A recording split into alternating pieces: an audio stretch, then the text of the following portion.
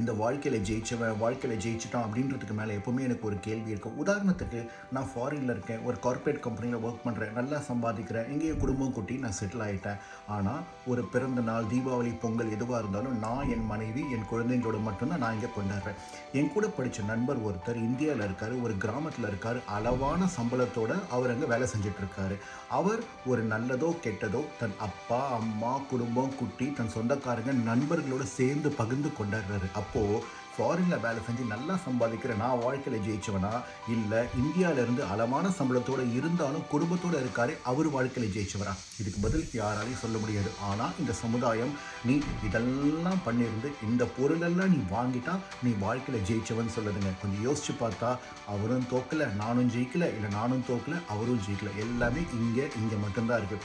நீங்கள் அவன் சொல்கிறான் இவன் சொல்கிறான்னு சொல்லிட்டு எதையும் பண்ணாமல் உங்களுக்கு எது சந்தோஷம் தருமோ, உங்களுக்கு எது நிம்மதி தருமோ அதை மட்டும் பண்ணிட்டு போங்க. அப்படி நீங்கள் பண்ணிட்டீங்கன்னா நீங்கள் வாழ்க்கையில் ஜெயிச்சிங்கன்னு சொல்ல முடியாது, தோத்திங்கன்னு சொல்ல முடியாது. ஆனால் சந்தோஷம் நிம்மதியாக இருந்தாலே போதும்.